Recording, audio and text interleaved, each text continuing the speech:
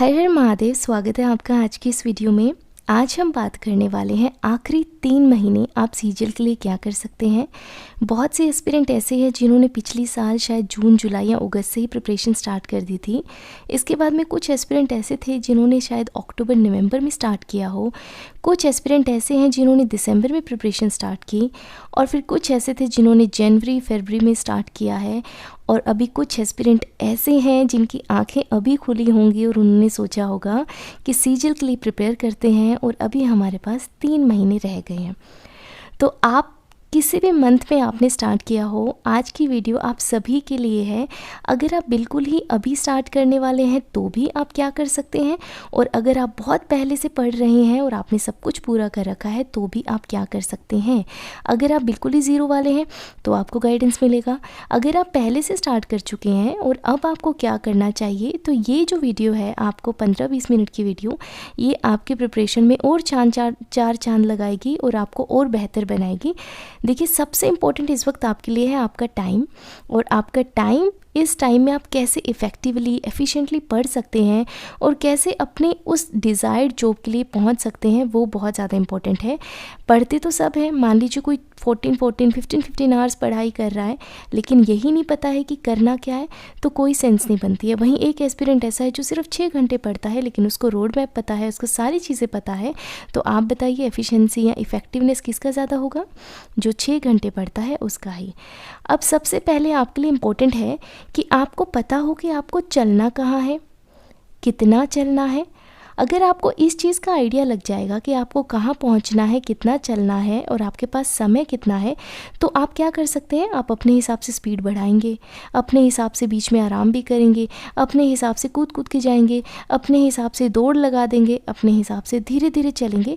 लेकिन वो कब होगा? जब आपको पूरा पता है कि हाँ जी, मुझे इतना चलना है, मेरे पास इतना समय है, तो मैं इतना जो है आराम अभी जो है अफोर्ड कर सकता हूँ करना, और इतना चलना, इतना स्पीड बढ़ाना मेरे लिए ठीक रहेगा। तो आज हम यही करने वाले हैं। सबसे पहले आपको पता होना चाहिए कि अप्रैल तो देखिए अभी चल ही रहा है, 1 हफ्ता निकल भी चुका है। तो अप्रैल के बाद मई के बाद जून, और जून के बाद जुलाई में आपका एग्ज़ाम होने की संभावना है, और आपको डेट भी बता रखी है कि जुलाई में एग्ज़ाम होगा। तो आप समझ सकते हैं कि आपके पास लगभग 3 महीने हैं, और इन 3 महीनों में आपको क्या क्या चीज़ें करनी चाहिए। सबसे पहले तो सिलेबस टाइमलाइन आपको पता हो, प्रैक्टिस टेस्ट कैसे करने हैं उनकी बात हम करेंगे, रिवाइज़ आपको कैसे, किस टाइम और कितना और कहाँ से करना है उसकी बात करेंगे, और कौन सा सेक्शन में क्या चीज़ इंपॉर्टेंट है, यानी कि सेक्शनल में भी क्या सेक्शन इंपॉर्टेंट है, जिसको आप अभी, अगर आप बिल्कुल ही नए हो तो आपको क्या करना चाहिए। ठीक है, अप्रैल, मई, जून और जुलाई, इनमें सबसे ज़्यादा पहले, अब देखिए 3 ही महीने हैं, तो आपको एक चीज़ तो सोचनी है कि आप सब कुछ तो नहीं कर सकते हैं, पर आपको कुछ कुछ करना है, जिस कुछ कुछ से बहुत कुछ आए। यानी कि आपको स्मार्टली पढ़ना पड़ेगा। अभी आप वो नहीं कर सकते हो कि सब चीज़ें आप पूरी करके चलो और आपके पास तो कोई ऐसा लूप होल है ही नहीं जिससे कुछ भी आपके साथ गलत हो सके। आपको अभी सोचना पड़ेगा। हम ऐसा नहीं कहूँगी मैं आपसे कि 3 महीने में आप तो आग लगा दोगे, सारी चीज़ें पूरी कर लोगे, ऐसा संभव ही नहीं है। 3 महीने बस आपको स्मार्टली पढ़ना है, और इस तरीके से पढ़ना है कि आप 140+ 150+ आराम से लेकर आ सकते हैं। बिल्कुल हो सकता है ये पॉसिबल, लेकिन आपको स्ट्रेटेजिकली पढ़ना पड़ेगा। सबसे पहले आपको मोस्ट इंपॉर्टेंट चीज़ों पे ध्यान देना पड़ेगा। कुछ सेक्शन ऐसे हैं जहां आप आराम से सब चीज़ें कंप्लीट कर सकते हैं, लेकिन मैथ्स ऐसा है ना जहां ये चीज़ थोड़ी पॉसिबल नहीं हो पाएगी। उन चीज़ों पे ध्यान देना है जो बहुत ज़्यादा स्कोरिंग है। पीवाईपी पर्सपेक्टिव हमें देखना पड़ेगा कि कैसे, कौन कौन से चैप्टर स्कोरिंग है, कहाँ से ज़्यादा क्वेश्चन पूछे जाते हैं, कौन से चैप्टर ऐसे हैं जो बिल्कुल ही ना के बराबर क्वेश्चन पूछे जाते हैं, तो हम उनको अवॉइड भी कर सकते हैं। सिलेक्टिव होना पड़ेगा आपको, ज़्यादा टाइम ओरिएंटेड आपको होना पड़ेगा। सिलेबस ओरिएंटेड नहीं होना है, टाइम ओरिएंटेड होना है, और टाइम के साथ भी आपको नंबर के अकॉर्डिंग, पीवाईपी के अकॉर्डिंग ओरिएंटेड होना पड़ेगा, तभी आप चीज़ों को बहुत अच्छे से कर पाओगे। इसके बाद में जो सेक्शन ऐसे हैं जिसमें आप फुल्ली अभी कर सकते हो ज़ीरो से भी, वो है इंग्लिश का, रीजनिंग का और जीके का। यानी कि 3 सेक्शन तो आप अभी भी आज से भी शुरू करोगे ना, आप आराम से कंप्लीट कर लोगे, प्रैक्टिस भी कर लोगे, सब चीज़ें कर लोगे। लेकिन मैथ्स ऐसा है ना, मैथ्स में एक तो टाइम बहुत लगता है, और मैथ्स में आपको देखो क्वेश्चन सोल्व करना है, प्रैक्टिस करना है, चैप्टर समझना है, फिर उसकी प्रैक्टिस करना है, और उसके बाद भी पता है अगर आप चैप्टर टेस्ट देने बैठो और आपसे 2-3 क्वेश्चन नहीं बनेंगे ना, सीधा लगता है अरे यार कुछ आता ही नहीं है, हमें तो कुछ समझ ही नहीं आ रहा है, और फिर वही आप सॉल्यूशन देखोगे तो आपको लगेगा अरे हमें तो आता है। तो ये जो बीच के असमंजस है ना, जिसमें आपको एंग्जाइटी होती है, जिसमें आपको इशू लगता है अरे हमें तो मैथ्स में कुछ नहीं आता है, फिर डर लगना शुरू हो जाता है, पता है, फिर मन नहीं करता टेस्ट देने का। तो इस वाले फेज़ को भी आपको क्लियर करना पड़ेगा। तो मैथ्स इस तरीके से भी आपको ट्रिगर करता है, और ये ट्रिगर पॉइंट ही आपके लिए एक लूप होल का काम करता है, जो आपके नंबर जो है एकदम से गिरा देता है। ठीक है, तो आज हम सब चीज़ों की बात करेंगे। तो सबसे पहले हम इंग्लिश से ही शुरुआत करेंगे, क्योंकि मैथ्स में थोड़ा सा ना ज़्यादा हमें समझना पड़ेगा, इसलिए हम इंग्लिश से शुरू कर लेते हैं। इंग्लिश, रीजनिंग, जीके, और फिर हम मैथ्स पे जाएंगे। तो आप आराम से अभी जो भी दिमाग में चल रहा है उसको हटा दीजिए, 15-20 मिनट के लिए शांति से बैठ जाइए। एक इंट्रोस्पेक्शन आपको करना है कि आप अभी कहाँ स्टैंड कर रहे हो, और कमेंट्स में मुझे ज़रूर बताना कि दी यहाँ हमें प्रॉब्लम है, ये चीज़ हमारी चल रही है, अभी हम शुरू कर रहे हैं, इतने टाइम से हमने शुरू कर रखा है, ये चीज़ें हमने कंप्लीट कर ली हैं। तो ये सब चीज़ें आप मुझसे शेयर ज़रूर करना, और ये ज़रूर बताना कि आपकी स्ट्रेंथ क्या है इस वक्त। ऐसा कौन सा सेक्शन है जो आप कह सकते हो अरे ये तो मुझे ज़रूरत ही नहीं है, अगर मैं डेली का एक एक फुल पेपर भी दूँ ना तो भी मेरी प्रिपरेशन हो ही रही है इस सेक्शन की, ये सेक्शन मेरे एंड से 100% मैं कंप्लीट कर चुका हूँ या कर चुकी हूँ। तो वो आप मुझे ज़रूर बताना, और उसके बाद हम बाकी बातें करेंगे। तो सबसे पहले शुरुआत करते हैं इंग्लिश की। इंग्लिश में आप सबको अभी तक तो आइडिया हो गया होगा, और जो टारगेट सीरीज से जुड़े हुए हैं उनको तो पता ही है कि इंग्लिश में हमारे पास 3 सेक्शन है, ग्रामर, वोकैब, कॉम्प्रिहेंशन। मैंने आपसे पहले ही कहा, अगर आपको पता है कि आपको कहाँ चलना है, कितना चलना है, समय कितना है, तो आप कर लोगे। तो अभी हम वही चीज़ कर रहे हैं। अभी आपको आइडिया लगने वाला है, आपको पूरा पता होना चाहिए, हाँ जी मुझे इतना पढ़ना है। टिप्स पे आपको पता होना चाहिए ये चीज़ें हैं, इस सेक्शन में इतना है, उस सेक्शन में इतना है, मुझे इतना पढ़ना है, ये सब चीज़ें आपको पता होनी चाहिए। तो इंग्लिश में कितने सेक्शन है? ग्रामर, वोकैब और कॉम्प्रिहेंशन, 3 सेक्शन है। ग्रामर में 15 चैप्टर हमारे पास है ग्रामर के। वो चैप्टर अगर आपको देखने तो इंग्लिश की अलग से वीडियो है, आप उसको चेकआउट कर लेना, आपको सारे चैप्टर्स की लिस्ट पता चल जाएगी। वोकैब में हमारे पास 1 वर्ड सब्स्टिट्यूशन, वर्ड्स हैं जिनको हम वोकैब ही कह देते हैं, और इडियम, फ्रेजेस, फ्रेजल वर्ब। एंटोसिनो मैं इंक्लूड नहीं करती हूँ, मैं खुद भी नहीं पढ़ती थी, क्योंकि एंटोसिनो आपको कंफ्यूज ही करेंगे। अगर आपको शब्द का अर्थ पता है तो उल्टा मतलब निकालने में तो सब माहिर होते हैं, वो आप कर ही लोगे, लेकिन आपको वर्ड्स पता होने चाहिए। कॉम्प्रिहेंशन में हमारे पास PPC होगा, P for passage, P for PQRS या पैराजंबल, और C फॉर आपका क्लोज टेस्ट हो जाएगा। इस क्लोज टेस्ट के लिए आपको फ्रेजल वर्ब की आवश्यकता होती है, तो आप देख सकते हैं इंटरलिंक भी हैं चीज़ें। इस क्लोज टेस्ट में आपको ग्रामर के कंसेप्ट भी चाहिए होते हैं, तो आप देख सकते हैं यहाँ पे भी ग्रामर काम आएगी। और ये ग्रामर की कुछ चीज़ें, टोन, पैसेज की टोन क्या है, किस डायरेक्शन में चल रहा है, तो ये पैसेज में भी काम आता है। और PQRS, पैराजंबल में भी आपको जो है ग्रामर का इस्तेमाल करना पड़ता है। तो सब चीज़ें आपस में जुड़ी हुई है। तो अब हम बात करते हैं कैसे आप कंप्लीट कर सकते हो। मान लीजिए आप आज से ही शुरू कर रहे हैं, तो 15 दिन में आप पूरी ग्रामर पूरी कीजिए, डेली का 1 चैप्टर कीजिए, इतना टफ नहीं है, इट्स वेरी इजी। या तो आप तरुण सर, रानी मैम, अमन सर, जयदीप सर, किसी से भी आप 1 शॉट क्लासेस के साथ में ही चैप्टर कंप्लीट कीजिए। आप जब एग्ज़ाम में जब एरर करने बैठोगे ना, तो ऐसा नहीं होगा आपको अच्छा subject plus verb plus third form, ये सब चीज़ें आपको याद ही नहीं आएंगी, आपका दिमाग ही नहीं चलेगा। आपके दिमाग में क्या आएगा, एरर देखते ही आपको तुरंत एरर दिखेगा क्वेश्चन में। जैसे आप रीड करोगे ना सेंटेंस को, ऐसे आपको एरर दिखेगा, लेकिन वो कैसे दिखेगा, वो ये सब याद करके, स्ट्रक्चर्स याद करके आपको कभी भी नहीं आएगा। वो आएगा आपको कंसेप्ट समझने के बाद में, प्रैक्टिस करने में। जब आप एरर फॉर्म में प्रैक्टिस करोगे टीचर के साथ में, तो आपको रियलाइज़ होगा कि कहाँ से एरर को पिक करना है, कहाँ से पहचानना है। कभी भी एग्ज़ाम में, मैं तो किसी को भी नहीं जानती हूँ जिसने ये कहा हो कि एग्ज़ाम में मैं गया, मैंने वहाँ पर ये वाला रूल लगा दिया, टेंस के इतने रूल होते हैं, इसमें से ये वाला रूल मैंने लगाया। किसी को रूल याद नहीं रहते हैं, आपको भी नहीं होंगे। एग्ज़ाम में इतना प्रेशर होता है, रूल याद होंगे क्या? तो रूल्स के चक्कर में बिल्कुल मत पढ़ना।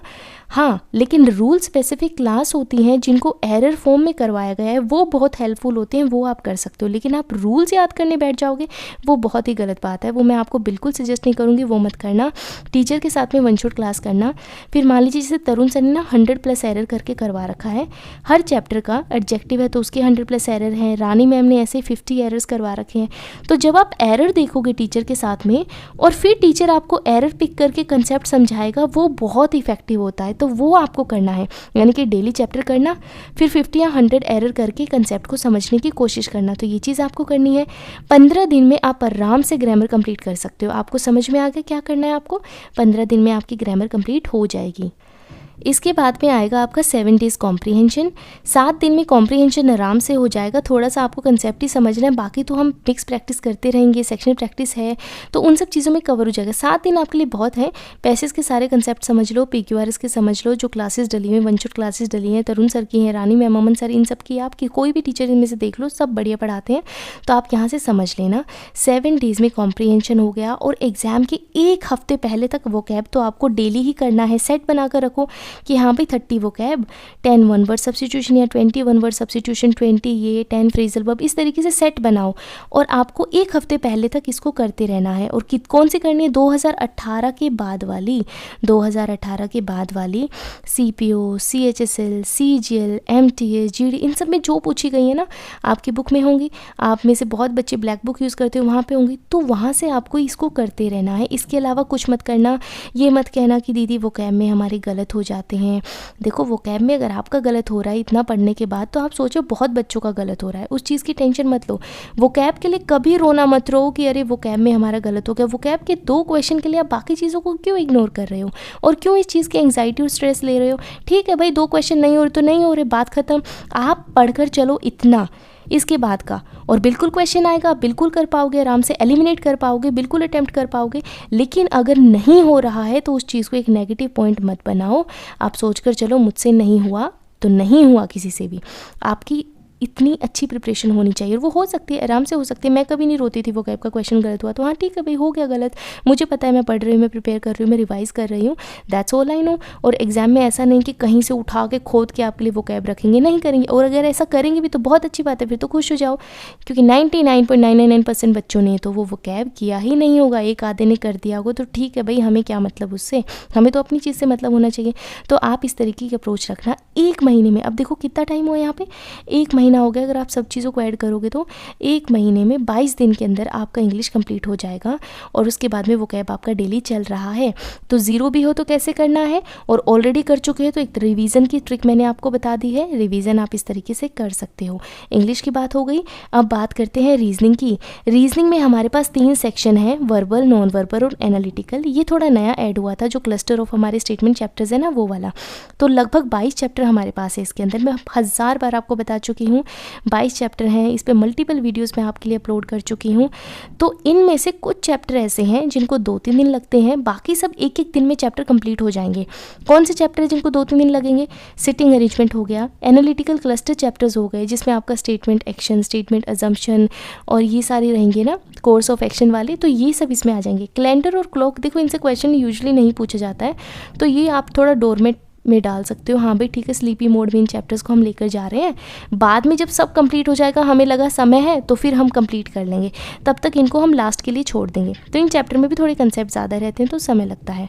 सिलोग, व्हेन और एनोलॉजी, ये चैप्टर बहुत इंपॉर्टेंट है और इसमें बहुत सिली मिस्टेक होती हैं, तो इनको आपको बहुत अच्छे से करना है।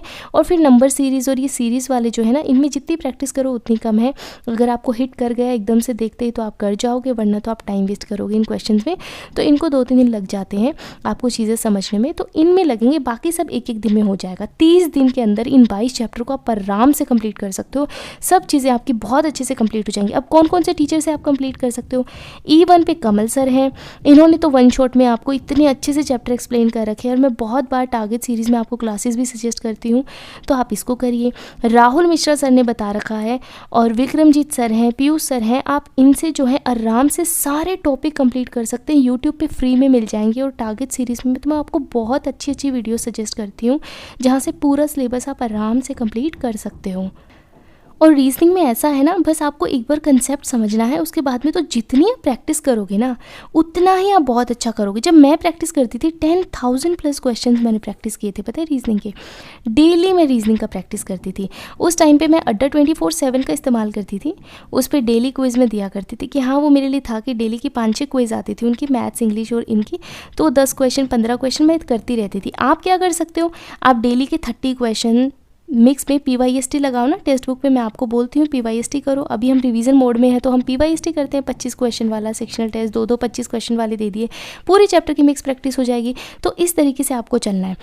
22 दिन में आपका इंग्लिश हो गया, वो कैब हमने कंटिन्यूशन मोड में डाल दिया। रीजनिंग आपका 30 डेज़ में सारे चैप्टर कंप्लीट हो गए। ये तब है जब आप बिल्कुल ज़ीरो हो और आप बिल्कुल हीरो हो, तो आपकी तो रिवीजन ही हो रही है। तो आपने देखा 2 सेक्शन तो आपने ऐसे कवर कर लिए 1 महीने में, और 2 महीने अपने लिए बचा भी लिए इन 3 महीनों में से। अब बात करते हैं जीके की, और उन बचे हुए 2 महीनों में क्या करना है वो भी हम आगे बात करेंगे। अब जल्दी से हम जीके पे आ जाते हैं।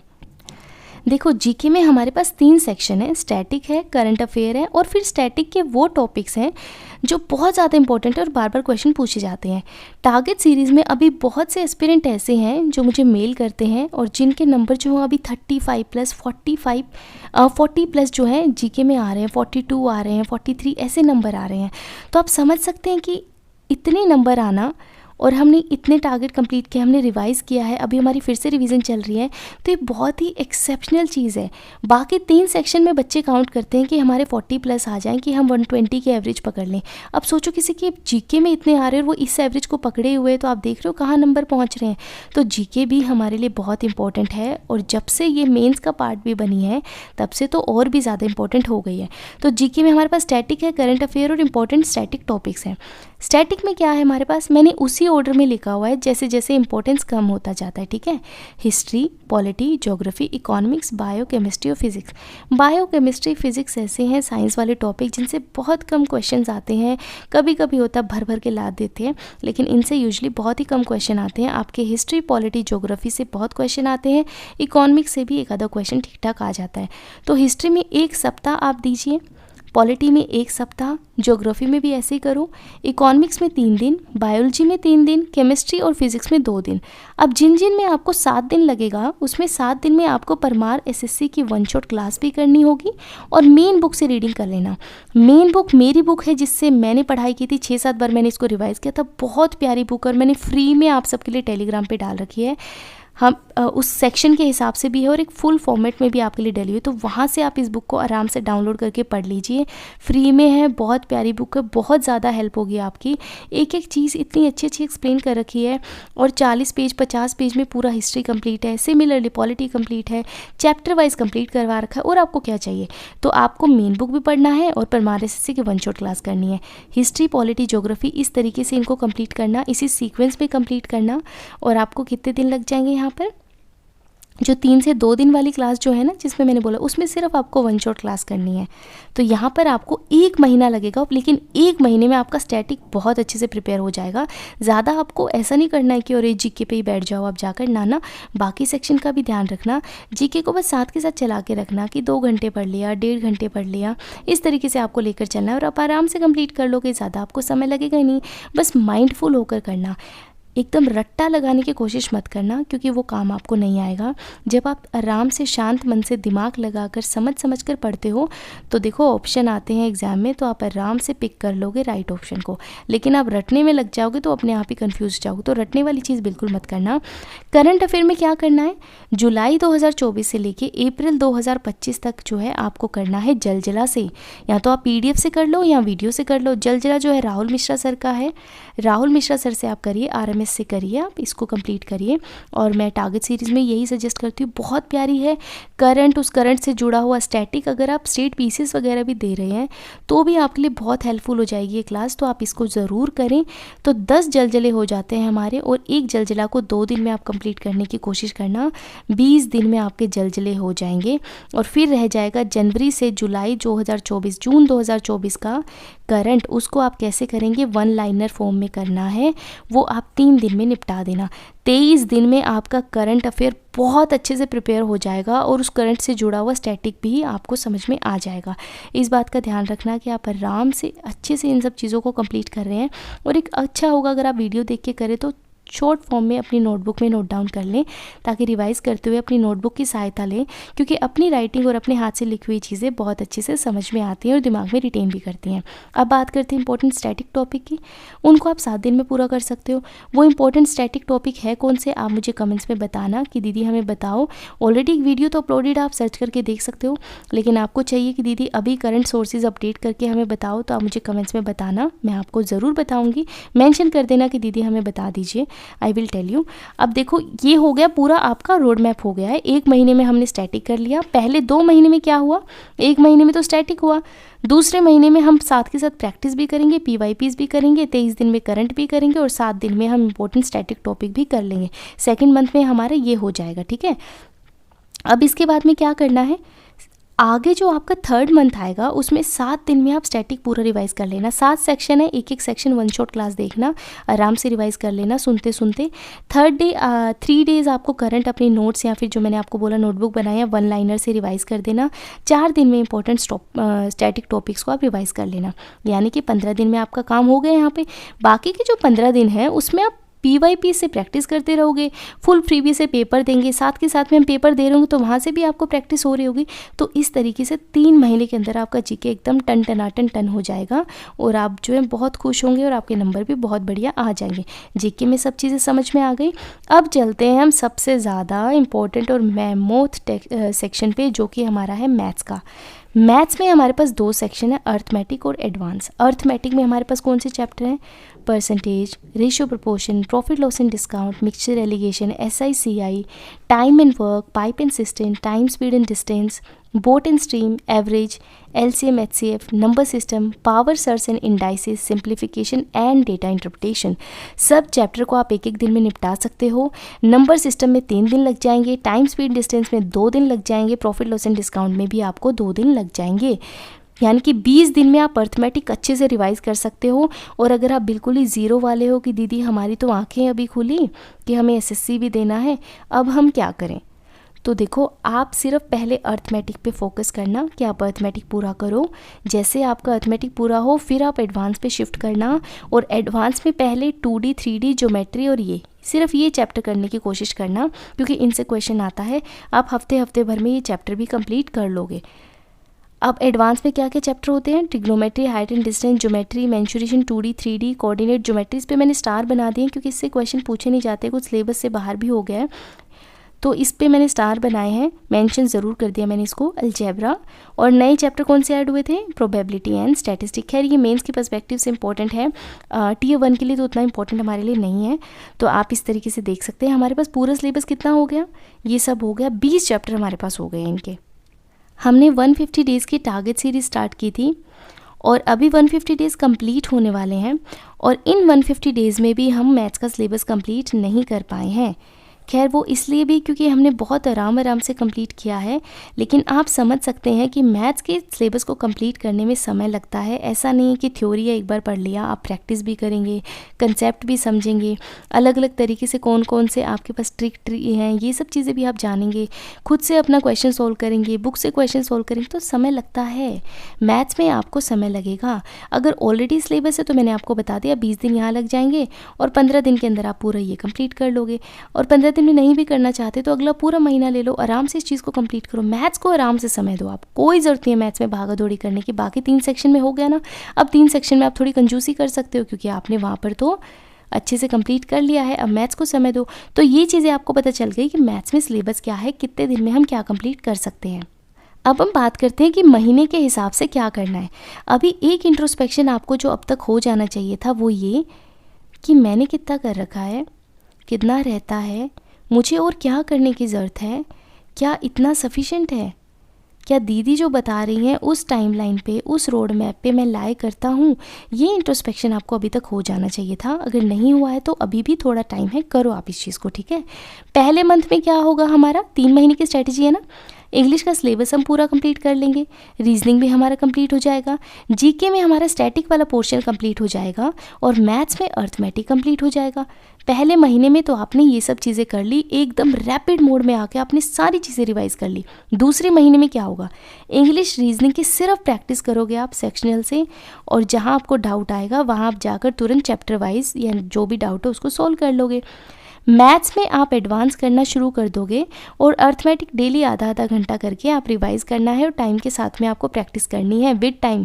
टाइमर लगाइए, क्वेश्चन सोल्व करिए, टाइमर लगाइए, क्वेश्चन सोल्व करिए, इस तरीके से करना है। जीके में आप करंट अफेयर करना शुरू करोगे, इंपॉर्टेंट स्टैटिक टॉपिक्स करोगे सेकेंड मंथ में, आपने ये कर लिया। और साथ ही आपको क्या करना है, पहले 2 हफ्ता दूसरे महीने के पहले 2 हफ्ता आपको 2-2 टेस्ट देने हैं, 2 PYP देने हैं और लास्ट के 2 हफ्ते में आपको 3-3 PYP देने हैं। यानी कि यहाँ पर 4 PYPs हो गए और यहाँ पर कितने PYP हो गए, 6 PYP हो गए। सेकेंड मंथ में एटलीस्ट आपको 10 प्रीवियस ईयर पेपर देने हैं विद एनालिसिस करना ज़रूरी है। अगर ये सोचोगे कि भाई एक साथ बैठ के 10 पेपर दे देता हूँ, बाद में अपनी गलतियाँ देख लूँगा, ऐसा मत करना, अपना समय बर्बाद करोगे। अगर आप अपनी गलतियों से नहीं सीख सकते हो, एनालिसिस नहीं कर सकते हो, तो कोई फ़ायदा नहीं है टेस्ट देने का। मत देना, रोते रहना, बैठे रहना। अगर आपको अच्छे से सीखना है अपनी गलतियों से तो आप टेस्ट दीजिए, फिर एनालिसिस कीजिए, फिर दूसरे टेस्ट पे जाइए, क्योंकि तभी तो इम्प्रूव कर पाओगे ना। मान लीजिए सेम कंसेप्ट का क्वेश्चन नेक्स्ट में आ गया, आपने एनालिसिस किया नहीं था, यहाँ भी गलत हुआ, यहाँ भी गलत हुआ। अब यहाँ आपने समझा और फिर यहाँ गलत किया तो वो क्या हो गया, वो आपकी सिली मिस्टेक हो गई। अब थर्ड वाले में क्या हुआ, वही सेम क्वेश्चन आए लेकिन आपने अटैम्प्ट कर दिया। तो यही तो है ना एरिया ऑफ इम्प्रूवमेंट, यही तो है सही तरीके से चलना। आपको पता चलेगा कि कौन सा सेक्शन पहले करना है, कौन सा क्वेश्चन स्किप करना है, कौन सा क्वेश्चन करना ही नहीं है, कितना समय बचाना है कि मैं अपने स्टार मार्क क्वेश्चन को रिविजिट कर आऊँ। तो ये सब चीज़ें आपको ऐसे ही पता चलेंगी, इस तरीके से आपको करना है। अब बात करते हैं तीसरे और आखिरी महीने की, जिस वक्त आपके जो है दिमागी एंग्जाइटी चरम सीमा पर होगी और आप इस वक्त बहुत ज़्यादा सोच रहे होंगे क्या करूँ क्या ना करूँ। उस मोमेंट पे आपको अपनी तिलस्मी नोटबुक को रिवाइज़ करना है। तिलस्मी नोटबुक कौन सी है, जो ऑलरेडी जुड़े हुए उनको पता है। तिलस्मी नोटबुक वो नोटबुक है जो आप प्रिपरेशन के दौरान जितने भी टेस्ट देते हैं उसमें जो क्वेश्चन आप में सिली मिस्टेक हुई, जिस क्वेश्चन को आपने गलत किया, जिसमें आपको टाइम ज़्यादा लग गया, जिसमें कंसेप्ट नया था, उन सब चीज़ों को नोट डाउन करते रहते हो, ताकि जब फाइनल रिवीजन करो तो आपको पता रहे पूरी जर्नी में कौन से क्वेश्चन ऐसे थे जो आपको रुला रहे थे और आप उन पे समय दे पाओ और उनको रिवाइज़ कर पाओ। ठीक है, इसके बाद में क्या रिवाइज़ करना है सारे सेक्शन में। इंग्लिश में पूरी ग्रामर आप रिवाइज़ कर सकते हो। कैसे रिवाइज़ करोगे, या तो अमन सर के साथ में उनकी प्लेलिस्ट है, 6 या 7 वीडियो में पूरी ग्रामर रिवाइज़ करवा रखी है। 1000+ एरर है, एरर की फॉर्म में रानी मैम ने रिवीजन करवा रखी है, ये बेस्ट है, ये ज़रूर देखना। आपको पता चलेगा जब सेंटेंस आएगा उसमें एरर को कैसे पिक करना है, वो आपको सीख जाओगे आप। और फिर एक प्लेलिस्ट है रानी मैम की जिसमें शायद 9 वीडियो हैं, ग्रामर वाया एरर करवा रखी है, यानी कि एरर के थ्रू आप कैसे ग्रामर को समझ सकते हो वो करवा रखे। इस तरीके से आप पूरी ग्रामर रिवाइज़ कर सकते हो। वोकैब आपको डेली करनी ही है। कुछ स्पेसिफिक वीडियोस है जो वोकैब की आप कर सकते हो। अगर आप चाहते हो मैं आपको बताऊं तो प्लीज़ मुझे कमेंट्स में बता देना कि दीदी हमें मेंशन कर दो, अदरवाइज़ वीडियो बहुत लंबी हो जाएगी। तो आप मुझे कमेंट्स में मेंशन कर देना कि दी जो स्पेशल वीडियोज़ हैं वोकैब वाली वो हमें सजेस्ट कर दो, मैं आपको सजेस्ट कर दूँगी। कॉम्प्रीहेंशन जो है आप आराम से कंप्लीट कर लेना, अमन सर ने वीडियो डाल रखी है उसी प्लेलिस्ट में जिसमें ग्रामर रिवाइज़ करवा रखा है। आपको मिल जाएंगे यहाँ पे 7-8 वीडियोज़ मिल जाएंगी जिसमें आप पूरी ग्रामर रिवाइज़ कर सकते हो। रीजनिंग में आपको कुछ भी ऐसा रिविज़न नहीं करना है, सिर्फ डाउटफुल चैप्टर जो आप प्रैक्टिस करोगे, प्रैक्टिस के दौरान क्वेश्चन गलत होगा तो आपको पता चल ही जाएगा कि आपका वीक एरिया कौन सा है, कौन से चैप्टर में आपको डाउट है, बस उसको आपको रिवाइज करना है। जीके में रिवीजन आप करते रहना अपने एंड से, कुछ PYP क्वेश्चंस वगैरह करेंगे, प्रैक्टिस हो जाएगी। जहाँ आपको लगे थोड़ा थोड़ा पढ़ते रहो, आधा घंटा 1-1 घंटा। मैथ्स में सिर्फ डाउटफुल चैप्टर्स को करना जहाँ आपको डाउट आ रहा है। अर्थमेटिक को रिवाइज करते रहना। सिलेक्टिव चैप्टर्स जो है आप करना जिनसे जो स्कोरिंग है, जहाँ से आप ज़्यादा नंबर लिए जाते हैं। जो चैप्टर आपको लगे कि भाई इस चैप्टर में तो दिमाग ख़राब कर दिया है, बिल्कुल समझ नहीं आ रहा है, मैंने बहुत बार कोशिश की, उस चैप्टर को उसी वक्त त्याग देना, सेक्रीफाइस कर देना, उड़ा देना उस चैप्टर को, लिस्ट से ही हटा दो, क्योंकि वो एक चैप्टर ऐसा होगा आपके सारे चैप्टर्स को ले डूबेगा। अगर ऐसा कोई चैप्टर है जो आपको बहुत रुलाता है, आप पूरी मेहनत कर लो तब भी आपको बहुत डर बिठाता है, उस चैप्टर को त्याग दो। अभी समय नहीं है कि आप उस चैप्टर में अपना दिमाग ख़राब करें, बाकी चीज़ों पर ध्यान दो, उस चैप्टर को छोड़ देना। अब एक चीज़ का ध्यान रखना है, तीसरे महीने में क्या करना है, संडे को आपको शिफ्ट वाइज 3 पेपर देने हैं, एक सुबह में, एक दोपहर में, एक शाम में। संडे सिर्फ टेस्ट के लिए रखना, एक पेपर देते तुरंत एनालिसिस करना, फिर दूसरे पेपर पे जाना, फिर तीसरे पेपर पे जाना। यानी कि इस तरीके से कितने 4 संडे और 4 संडे में 3-3 आप दोगे पेपर, तो 12 पेपर आपके यहाँ पर हो गए संडे वाले। इसके अलावा Monday, Tuesday, Thursday, Friday and Saturday, इन दिनों में सिर्फ एक एक पेपर ज़रूर देना, क्योंकि बाकी आप काम भी कर रहे हो, रिवीजन कर रहे हो। तो यहाँ पे आपके हो जाएंगे कितने पेपर हफ्ते के, 1, 2, 3, 4 और 5 पेपर ये हो गए एक हफ्ते के। 4 हफ्ते आपके 20 पेपर ये हो गए। और वेडनेसडे को आपको क्या करना है, 2-2 पेपर देने हैं। आप शिफ्ट हिसाब से पेपर देंगे, जब भी आप पेपर देंगे शिफ्ट के हिसाब से देना, क्योंकि क्या होता है ना, फिर आपका जो सबकॉन्शियस माइंड है वो एक्टिवेट हो जाता है। और बहुत सी एडवांटेज तो आपको ऐसे हो जाती है, जैसे मैं जब पेपर देती थी, मान लो मेंस का पेपर देती थी, मैं 9 बजे बैठ जाती थी सुबह, 9 से 11:15 तक पेपर देती थी। अगर पहले ख़त्म हो जाता तो ठीक है, लेकिन 9 बजे मैं पेपर देने बैठ जाती थी। अदरवाइज़ क्या होता है, सुस्ती आने लगती है, नींद आने लगती है, ब्रेकफास्ट कर लिया तो सोने लगते हैं। माइंड को आप जगाओ, माइंड को उस साइकिल में लेकर आओ कि 9 बजे आपको एकदम से दिमाग ही हो जाए, भाई टेस्ट देने का मन कर रहा है, टेस्ट देना, टेस्ट देना, टेस्ट देना। इस तरीके से जब आप करोगे तो आपका दिमाग हाइपर एक्टिव रहेगा उस मोमेंट के लिए जब आपको पेपर देना है, और आपकी आधी प्रॉब्लम तो वैसे ही सॉल्व हो जाएगी। तो अपने आप को शिफ्ट के अनुसार डालना, वेडनेसडे को 2 पेपर देना, इस तरीके से एक हफ्ते के 10 पेपर होंगे और आखिरी महीने में 40 पेपर कम से कम आप दोगे। और एनालिसिस, मैंने जैसा कि कहा, बहुत ज़्यादा इम्पोर्टेंट है। एनालिसिस आपको बहुत अच्छे से करना है। तो मैंने आपको सारी चीज़ें बता दी हैं कि 3 महीने में आप कैसे बहुत अच्छे से तैयारी कर सकते हो। मैंने पूरी कोशिश की कि हर सेक्शन को मैं अच्छे से समझाऊँ, किस चीज़ को करना है, किसको नहीं करना है। इसके अलावा अगर आपको कोई भी डाउट रह गया, कोई प्रॉब्लम है, तो मुझसे ज़रूर शेयर करो, कमेंट्स में करना, मैं रिप्लाई ज़रूर करूँगी। अपना ध्यान रखिए, अच्छे से पढ़ते रहिए और खुश रहिए। हर हर महादेव।